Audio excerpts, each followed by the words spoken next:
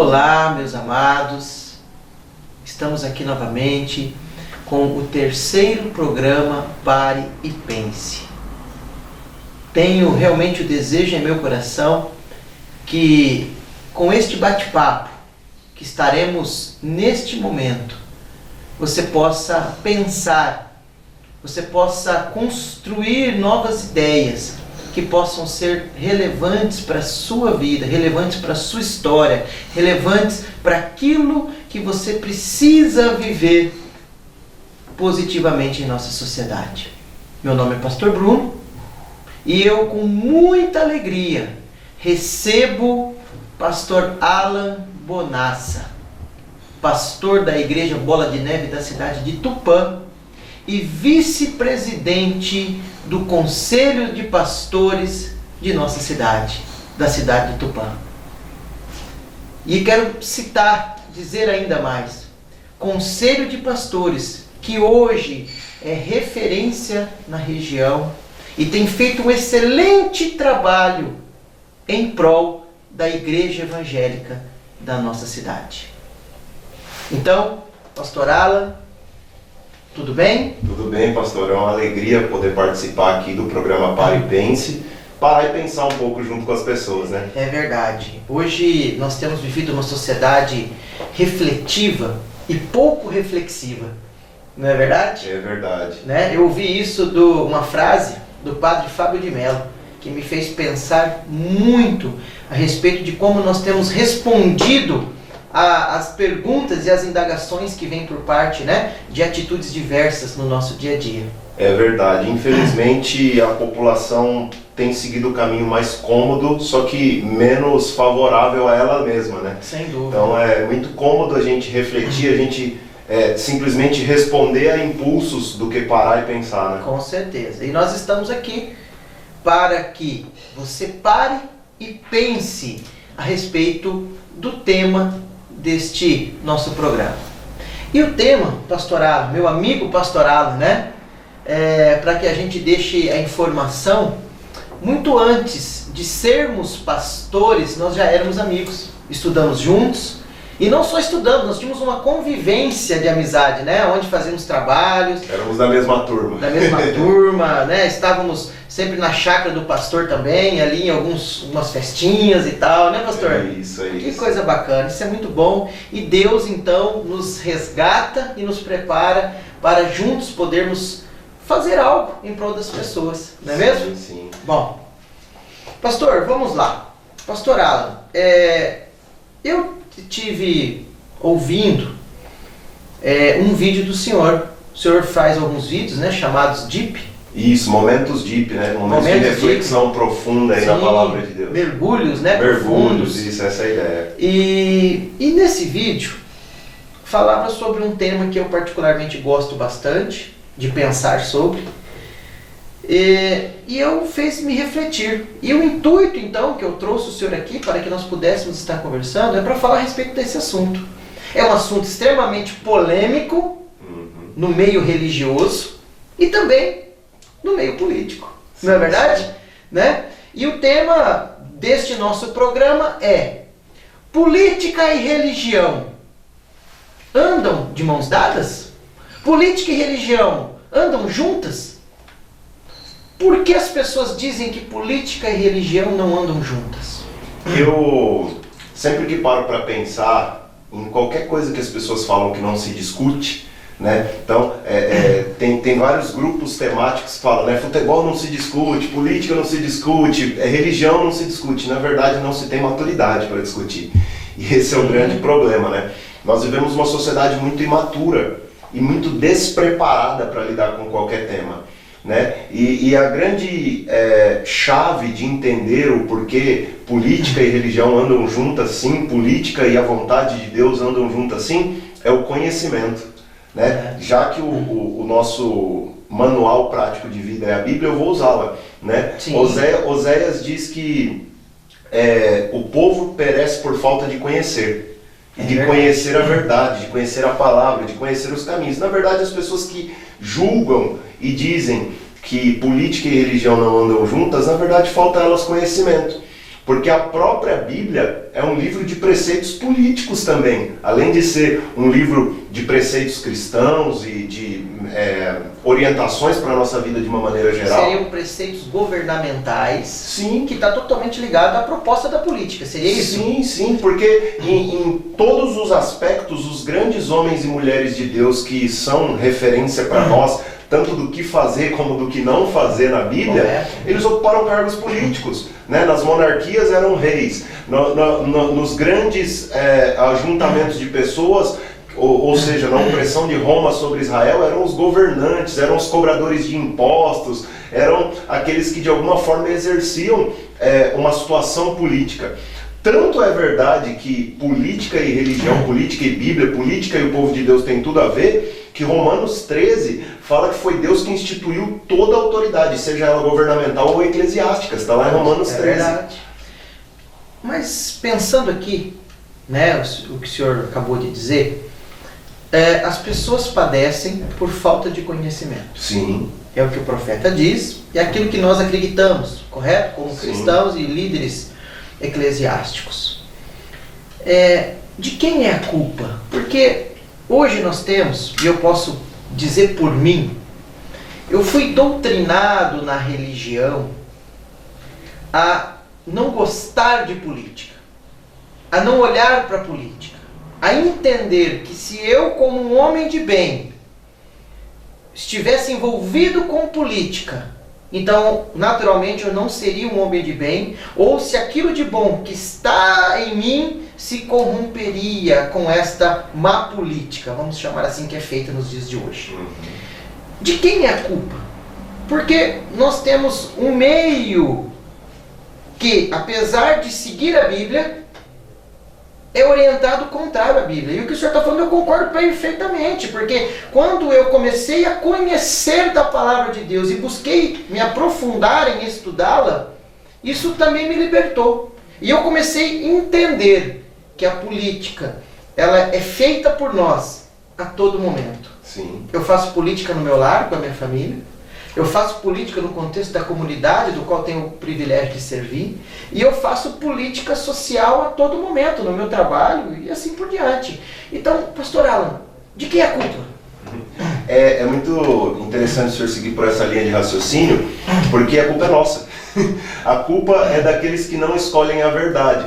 Eu assisti a sua entrevista com o Dr. Frank e ele estava falando muito bem sobre a religião e a religiosidade.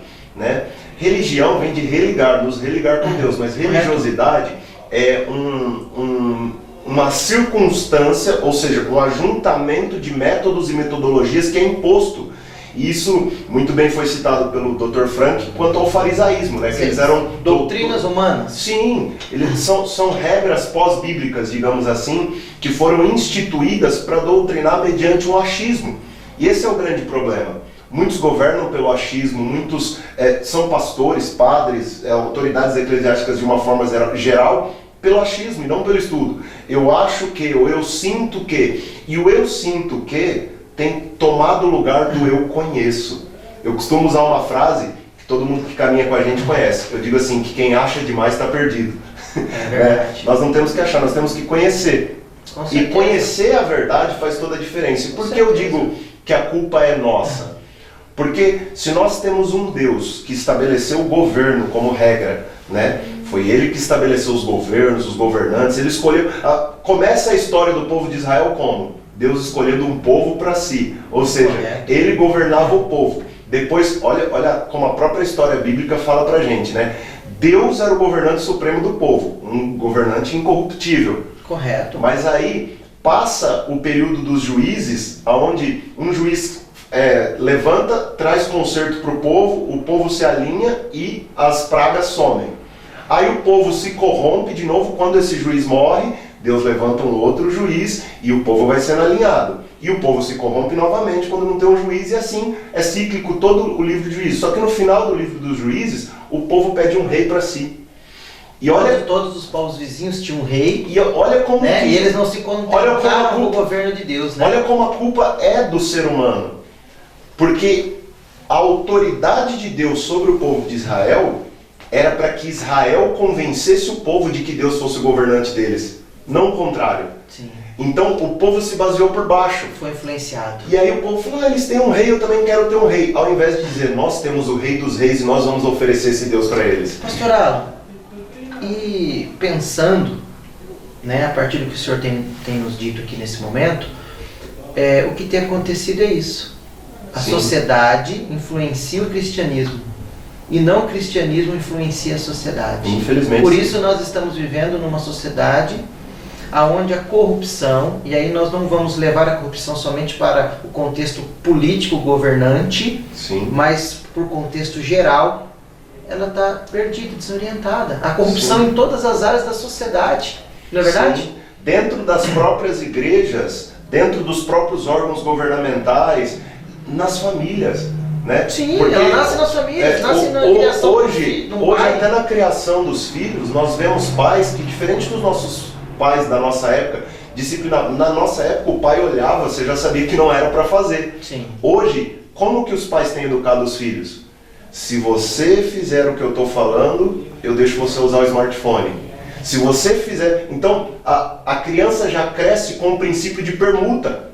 E esse princípio de permuta... O princípio de corrupção. É o princípio de corrupção. Eu vou citar o meu exemplo. Não sei se o pastor Bruno sabe, mas eu fui candidato a vereador na nossa cidade. Ah, sim, me lembro vagamente. Eu fui candidato a vereador. E durante todo o período, eu, lógico, não aceitei corromper os meus princípios cristãos, né? Mas durante todo o período de campanha, eu andava pelas casas, andava pelos lugares, e eu passava, apertava a mão das pessoas e falava, ó, eu vou te oferecer 4 anos de um trabalho honesto, legislando ali, quero legislar em prol da população, quero fazer o melhor da população. Sabe o que eu ouvia, pastor? Precisando de um bujão de gás. Você me dá um bujão de gás, eu voto em você.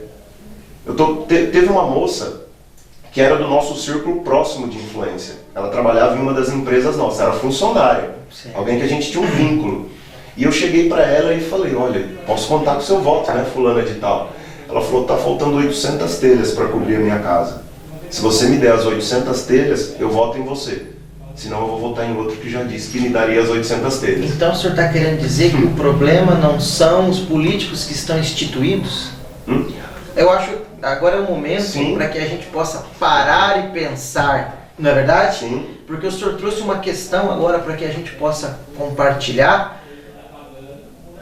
Nós, quando assistimos o noticiário, quando abrimos as nossas mídias e recebemos tantas informações a favor de Bolsonaro, contra Lula, e aí a gente pode estender isso a respeito de Rodrigo Maia, falarmos de políticos municipais, né, de corrupções, né? O senhor está dizendo que a corrupção está onde? A corrupção está em quem coloca quem está lá. A partir dos princípios errados? Seria isso? A partir dos sentimentos errados? Porque assim, eu pude experimentar na pele. Sofrer na pele. Isso. Quando eu fui apresentar, e eu tinha bons projetos. Não tenho mais pretensão nenhuma política, porque Deus me direcionou em um outro caminho. Sim. Mas eu tinha bons projetos. Eu tinha um deputado federal que estava me apoiando e já tinha até falado que iria liberar emendas para os projetos. Eu entrei em contato, um dos projetos que eu tinha era trazer um shopping center para Tupã. Eu entrei em contato com uma grande rede de shoppings, administradora da rede, que tem mais de 50 shoppings no Brasil. Eu conversei com os administradores gerais da rede e eles falaram, se houver condições políticas para isso, se houver recursos para nos apoiar, nós vamos com a rede para a sua cidade. Poxa. Então, eu tinha vários projetos que estavam em mãos. Esse era um deles. Alguns projetos para o público cristão também, que é lógico, é o nosso povo, a gente luta por aquilo que é a nossa convicção. Que atenderia a sociedade também como um todo, né? Sim, projetos que beneficiariam a sociedade. Projetos de feiras turísticas para a cidade. Nós estávamos em contato com o pessoal também, que são amigos pessoais da família nossa, quanto ao Termas, que era uma ideia de ajudar na implantação real, né, do Termas, que nós não vimos, infelizmente está lá a sucata, né? Uma pena, né? Uma pena. Então, eu tinha projetos palpáveis. E a cada pessoa que eu passava, eu apresentava esses projetos palpáveis. Pastor, eu fiz o que poucos políticos fazem. Eu acho que porque não era político. Eu andei todas as ruas de Tupã, a pé. Eu andava com um carro de som e eu ia rua por rua nas casas, cumprimentando as pessoas, E entregando, colocando os seus falando projetos. dos meus projetos tete a tete. Eu emagreci muito, eu andava a pé a cidade toda.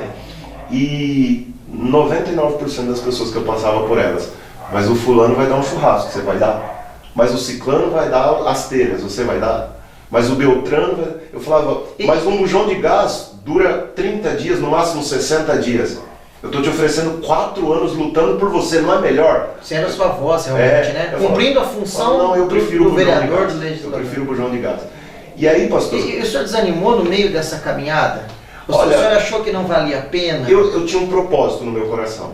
E eu sou uma pessoa muito assim, pastor. Quando eu tenho um propósito no meu coração, eu vou até o fim, custe o que custar. Foi muito difícil para mim, para minha família, entender todo o processo e tudo mais. Mas eu fui até o final. E com tanto trabalho, andando a cidade toda, eu tive 150 votos. Então, foi um número expressivo, significativo, mas que não chegou à eleição. Mas eu entendi algumas coisas que Deus queria fazer comigo. Mas sabe o que eu entendi também, pastor, no meio de tudo isso?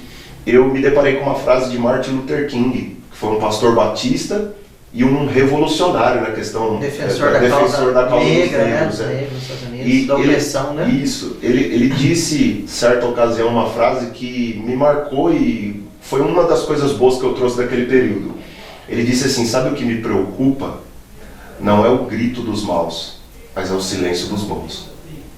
Porque o que mais faz mal para nós não é o que os que são ruins estão gritando, eles vão gritar. Mas eles vão espernear para se manterem onde estão. Todo, eles vão fazer os conchavos, eles vão ser corruptos, eles vão pagar propinas, eles vão ameaçar pessoas, o tanto que for necessário. Mas e os bons? A Bíblia já diz que eles tramam dia e noite a sua maldade. Mas os bons não podem parar de falar, os bons não podem parar de se posicionar. Tem um texto, pastor, que inclusive está no vídeo que o pastor citou, que está em Juízes, no livro dos Juízes, no capítulo 9.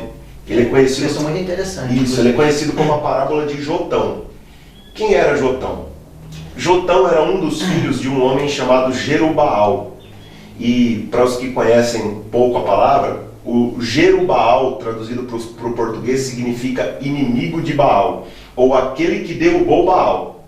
E, na verdade, Jerubaal foi um nome que os inimigos de Deus deram para um homem que eu e o Senhor conhecemos, Gideão.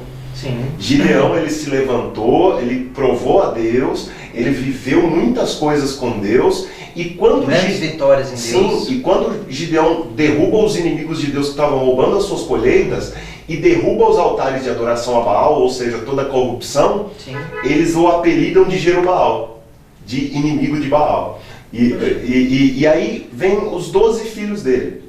Eu não me lembro do nome de todos, né? Mas um deles era Jotão e o outro Abimeleque. O grande problema era que Abimeleque era filho de uma serva estrangeira, ou seja, de uma mulher de um povo que não era de Deus.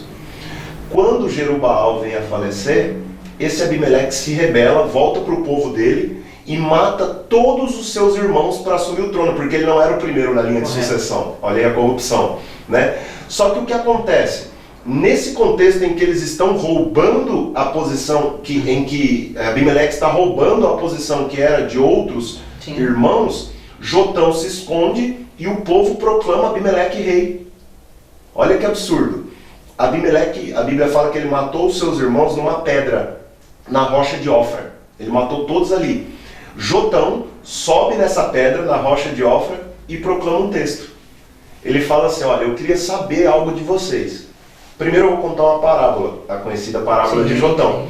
E em cima dessa rocha ele fala, foi convidada a videira para ser rei de todas as árvores. E a videira falou, eu tenho muito compromisso para fazer uvas, eu não posso reinar. A figueira foi chamada para ser o rei de todas as árvores da floresta. E a figueira falou, olha, eu tenho que produzir figos, senão as pessoas vão morrer de fome, então eu não quero ser rei. E aí a oliveira foi convidada para ser a rainha de todas as árvores da floresta. Ela falou, não, eu tenho que produzir a azeitona para que haja azeite, para que haja... Os reis possam ser ungidos, os reis possam ser ungidos e tudo mais. E aí chegaram para o espinheiro bravo e falaram, você quer reinar sobre nós? Ele, eu quero. Só que eles estão sempre prontos, né? Só que se eu for rei sobre vocês, vocês terão que estar debaixo de tudo o que eu ordenar. Ou seja, manipulação. Se vocês não fizerem o que eu mandar, de mim sairão espinhos incandescentes que vão ferir a cada um de vocês. E aí Jotão termina essa parábola dizendo: Abimeleque é o espinheiro, eu sou a descendência de Jerubaal, de Gideão, aquele que salvou o povo de Israel da opressão do inimigo. Quem que vocês querem como rei? E infelizmente o povo escolhe Abimeleque como rei, e Abimeleque se torna um rei opressor que destrói toda aquela região, que castiga toda aquela região, até que o Senhor levante um próximo juiz, até que o Senhor, e aí vai o ciclo do livro Com dos certeza juízes. aquele povo que escolheu Abimeleque, fazendo aqui uma conjectura com aquilo que nós já conversamos, eles receberam alguns bujões de gás, Sim, eles com certeza. receberam algumas telhas, eu não sei, ou alguns pães, né? Eu não sei o que na época era aquilo que atraía as pessoas, Sim. mas com certeza a corrupção estava neles, né? Estava neles. Tanto Eles- que, assim, o que mais me entristece ao ver esse texto é que tinha um Jotão gritando, mas tinha um Jotão gritando sozinho. É verdade. Eu creio que seja o tempo, já que o senhor colocou como tema desse bate-papo, Política, a política e a né? religião tem a ver? Tem muito a ver. Só que tem muito Abimeleque pagando propina para pouco Jotão gritando que é certo. E quem seriam os jotões desse tempo? Cada um de nós que escolher fazer a vontade de Deus em primeiro lugar, porque Deus é um Deus de governo, mas também cada um de nós que escolher se posicionar. E quando o bujão de gás bater na porta, falar: eu não aceito.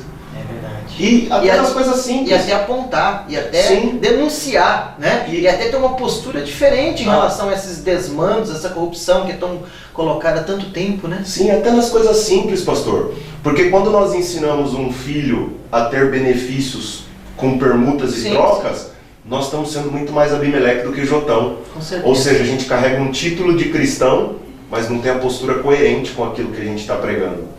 Essas semanas atrás eu preguei nos cultos online da igreja, falando sobre um filósofo francês chamado Paul Diel.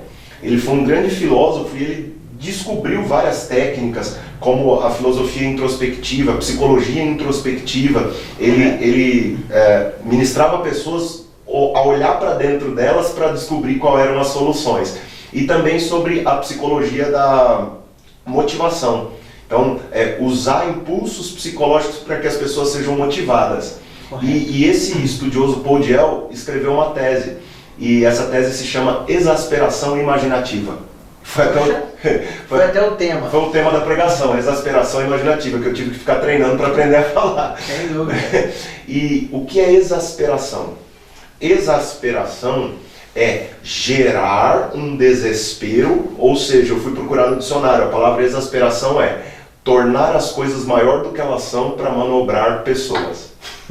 E aí eu falei um pouco sobre essa realidade da pandemia e tudo mais, que também envolve muito política, né? Totalmente, né? Eu acho que a política tem potencializado esse mal a nosso meio. Sim. Tanto para gerar um caos, né? Quanto para controlar pessoas. Quanto para controlar pessoas. Eu acho que Sim. o que nós temos mais visto é isso, pessoas sendo controladas, né? A partir desse caos que mundialmente é gerado e que tantas pessoas têm chorado a morte dos seus entes queridos. Sim. Então, compaixão, solidariedade, amor, isso esquece, né? Para esses, vamos dizer assim, para esses jotões aí, né? Que só querem o poder, não é verdade? Os Abimeleques, né? Abimeleques, Que só querem o poder, né?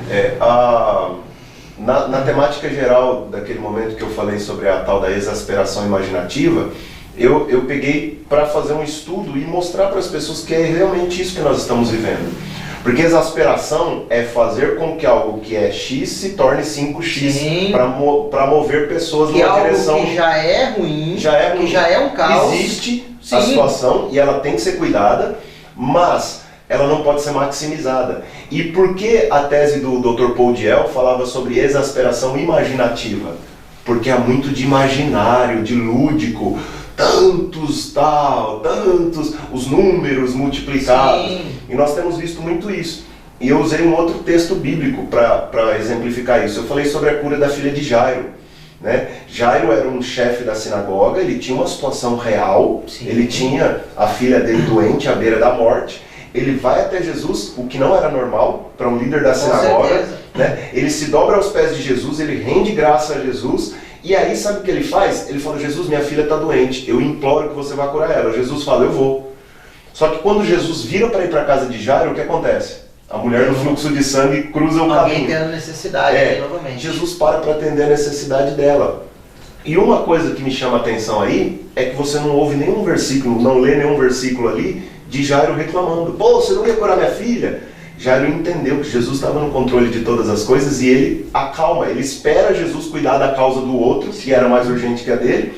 E aí, uns 12... E mesmo quando Jesus chega na casa de Jairo, que eles dizem que não deu mais tempo, que a menina já havia morrido, a gente não vê nenhuma reclamação, né? Isso.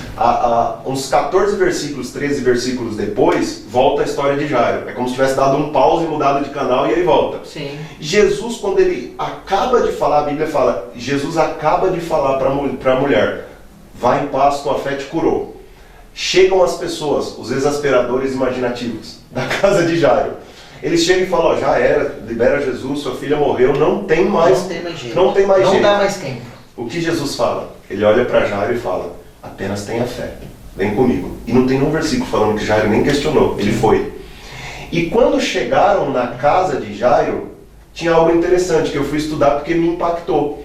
Fala que tinha muitas pessoas pranteando e gritando em alta voz na casa de Jairo. E essas pessoas ficavam gritando desesperadamente ali, ela morreu. E eu fui estudar. Existia, pastor, olha como os tempos bíblicos são muito iguais aos nossos. Sim, verdade. Pessoas que eram pagas para isso. Eram as choradeiras ou pranteadeiras. Eram mulheres que trabalhavam de chorar falsamente por alguém que morreu. E elas faziam isso por quê? Porque quem tinha muitas pessoas lamentando a sua perca ou a sua morte, se entendia que era... ou eram pessoas muito importantes, ou eram pessoas que muitas pessoas gostavam delas. E quando Jesus chega na porta da casa de Jairo, ele fala, por que esse alvoroço? A menina não morreu, ela está só dormindo. Ou seja, eles estavam fazendo a tal da exasperação imaginativa. Sim. E hoje, pastor, já que o senhor está falando dessa relação de política e religião, tanto religiosamente quanto politicamente, tem pessoas exasperando demais e parando de menos para pensar. É verdade. E eu fico muito feliz por ter sido convidado e pela temática do seu programa, porque é realmente isso que nós precisamos fazer para ter uma política saudável, para ter uma igreja saudável, para ter famílias saudáveis. Parar e pensar. Na verdade, nós temos que ter condição de ter um raciocínio lógico. Sim. E permitir, dentro dessa lógica que está diante dos nossos olhos, nos posicionarmos socialmente a partir daquilo que nós acreditamos. Sim. Nós, como cristãos, acreditamos em princípios cristãos. E temos que nos posicionar desta forma. Como lideranças eclesiásticas e formador de opinião, temos que orientar a partir daquilo que acreditamos para que a gente possa ter uma sociedade mais saudável, sim, mais igualitária, né? Mais, onde os princípios cristãos sejam parte disso, né? E ela possa realmente ser uma sociedade onde o egoísmo prevaleça cada vez menos, óbvio, sim, e as pessoas consigam ter novamente esperança. E não a minha preocupação não é naquilo que somente que Jesus propõe, que é a esperança eterna, porque nós sabemos que tudo aquilo que parte de Cristo para nós é fácil de nós acreditarmos quando permitimos que o amor dele entre em nossos corações. Sim. Não é? Quando queime em nossos corações o fogo de Cristo. Sim. Mas o grande problema é quando nós olhamos para a sociedade, que esperança temos? Sabe qual é o grande problema, pastor, eu creio, da nossa sociedade como um todo? Isso não tem nada a ver comigo. O que eu tenho a ver com quem está passando fome? O que eu tenho a ver com quem está fazendo isso ou aquilo? O que eu tenho a ver com a política corrupta? E na verdade nós temos tudo a ver. Ontem, pastor, falando sobre isso, né?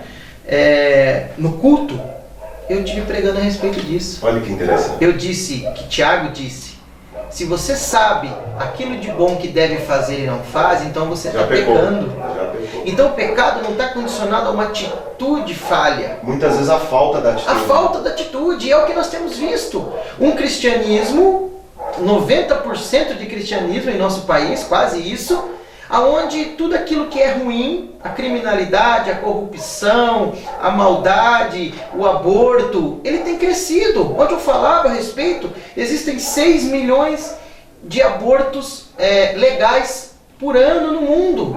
55 milhões de abortos no total entre ilegais e legais. E eu dizia, vocês estão preocupados só com o coronavírus? E essa pandemia de 55 milhões de assassinatos por ano? Ninguém olha para isso. Aí eu disse mais, e a fome? enquanto milhões de quilos de alimentos são jogados fora, são perdidos, né? Pela má gestão dos transportes, Sim. pela má gestão dos CEASAs, pela má gestão do contexto político, onde as pessoas... Impostos excessivos. Não, impostos excessivos e os alimentos que são jogados fora dos restaurantes, Sim. correto? Que não podem ser doados, direcionados. Atenderia a fome do mundo inteiro. Sim. Isso não é uma pandemia. Uma vez Pessoas eu vi um morrendo de estudo fome. que só a comida que é jogada no lixo nos Estados Unidos alimentaria a fome global. Pronto. Então são situações, e aí, para voltar em Martin Luther King, eu falava sobre isso recentemente, e eu acredito que o problema não é os murmúrios do mal. Eu acredito que o mal não tem poder e autoridade sobre o grito do bem, tá? Mas ele passa a ter quando nós, como o senhor disse, achamos que não é nosso problema. Sim. E aí é uma sociedade egoísta, é um cristianismo que precisa, para se chamar cristão, ser parecidos com Cristo e entender que o problema do outro é o seu problema. A própria Bíblia fala de membros que quando um padece, todos os outros padecem, que quando um é glorificado, todos os outros glorificados, mas são textos que para algumas pessoas é melhor deixar de lado, esse não serve. Eu quero só aquele que me abençoa, tudo posso naquele que me fortalece, né? E outros que As são pessoas convenientes. gostam do Deus que é amor, mas esquecem do Deus que é justiça. É verdade. Ah. Eles querem o Salvador, mas ninguém quer o Senhor, né? É aquele verdade. que rege a vida delas. E num contexto geral, pastor, se a gente for analisar principalmente o Pentateuco, os 5 primeiros livros da Bíblia, até as nossas leis são fundamentadas nas leis de Sim. Deus. Só que o grande problema, eu creio dessa forma, né, e aí a minha opinião pessoal, o grande problema é, nós falamos muito sobre uma lei que pouco estamos dispostos a cumpri-la. É verdade. E esse é o grande problema da sociedade. Num contexto geral, entre política e Deus e religião, há uma relação. Há uma relação de um Deus que é justo, que é fiel, que é santo, que quer que todas as coisas cooperem para o bem daqueles que o amam. Mas há a reação de um povo, como o povo de Israel, que se corrompe porque quer, que escolhe voltar às velhas práticas, que escolhe tudo aquilo que desagrada a Deus. E eu vou citar de novo Oséias, que é um profeta que eu gosto muito de estudar. Oséias, Deus deu uma ordem para ele que eu não queria para mim. Deus chega para ele e fala, vai num prostíbulo e se casa com uma prostituta. É verdade. Ele vai lá e se casa com a prostituta. E aí a prostituta larga ele e escolhe voltar para o prostíbulo para trabalhar se prostituindo. Deus vem de novo para falar com ele. E o que Deus fala? Vai lá. Volta lá, casa com ela de novo. E faz um filho. Ele casa com ela de novo, gera. Só que aí o que acontece? Ela volta para o prostíbulo mais uma vez. E aí Oséias vai, pô Deus, não estou entendendo, por que o senhor está mandando ele lá? Ele falou, sabe essa prostituta? É Israel. É o meu Diante povo. de mim. É isso aí, pastor. A gente começa a falar, a gente se empolga, né? É um tema que para nós líderes é pertinente, Sim. faz parte do nosso ministério, faz parte do gerenciamento de pessoas, do qual a gente diariamente tem tanto prazer em fazer. Mas nós estamos chegando ao final. Poxa, estamos que chegando pena. ao final, nós estamos...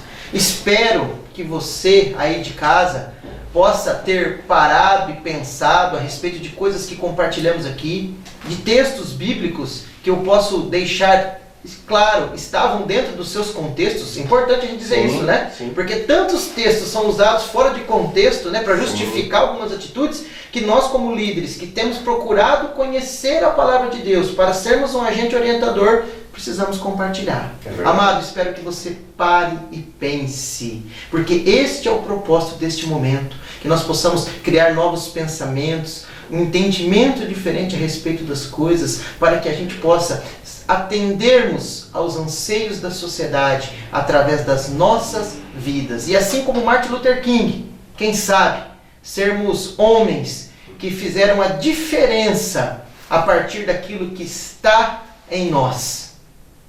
Eu quero agradecer o pastor Alan, é um grande prazer tê-lo aqui, um amigo, pastor da Igreja Bola de Neve, vice-presidente do Conselho de Pastores da nossa cidade de Tupã. Pastor Alan, considerações finais, e aí nós já vamos despedir dos amados, né, ouvintes e aqueles que nos assistem neste momento. Eu agradeço muito, é uma honra estar aqui. O pastor Bruno, como bem disse, é amigo de infância, né? Desde de pequenos. E eu quero deixar um exemplo que um dos meus mentores, um dos homens que eu me espelho, o pastor Marcelo Bigardi, disse: nós temos que aprender qual chapéu usar na hora que devemos usar. Nós temos que colocar o chapéu de pai na hora de ser pai. Nós temos que colocar o chapéu de pastor, que somos, na hora de ser pastor. Mas tem um chapéu que não dá para tirar nunca: o chapéu de cidadão. É verdade. E muitos não têm exercido o papel de cidadão, constitucionalmente falando, politicamente falando, religiosamente falando.